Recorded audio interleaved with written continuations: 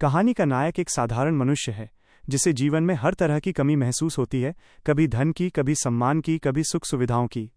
एक दिन वो जंगल में भटकते हुए एक ऐसे रहस्यमय पेड़ के पास पहुंचता है जो इच्छा करते ही मनोकामना पूरी कर देता है। उसे देखते ही उसके भीतर लालच जागता है और वो मन ही मन सोचने लगता है, काश मेरे पास खाने पीने की चीजें हों, काश महल हो, काश नौकर चाकर हों। और हैरानी ये कि सब कुछ तुरंत हाजिर हो जाता है। भूखा था, भोजन मिला। थका था, शाही महल मिल गया। रातों रात वह गरीबी से उठकर वैभव के शिखर पर बैठ जाता है।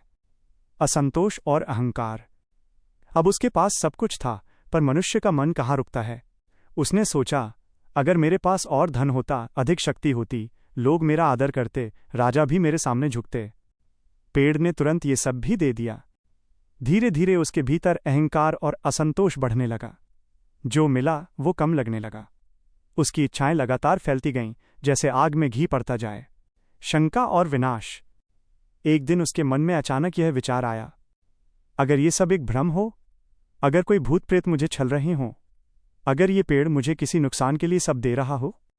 जैसे ही उसके मन में ये शंका आई, पेड़ ने उसी को भी सच कर दिया। उसे तुरंत लगा कि आसपास दुष्ट आत्माएं हैं जो उसे चारों ओर से घेर रही हैं। डर के मारे वो चीखने लगा। उसकी कल्पना में भयानक दृश्य बनने लगे, भूत, राक्षस, कंकाल। जैसी शंका वैसा फल। और अंततः वह डर के कारण गिर पड़ा और उसका अंत हो गया। उसकी मौत उसकी इच्छाओं के दैत्य ने नहीं, बल्कि उसकी शंकाओं के भूत ने की। कहानी का संदेश। प्रेमचंद ने इस कहानी में गहरी बात कही है। मनुष्य की इच्छाएं कभी खत्म नहीं होती। जितना मिलता है उससे ज्यादा की भूख और बढ़ जाती है।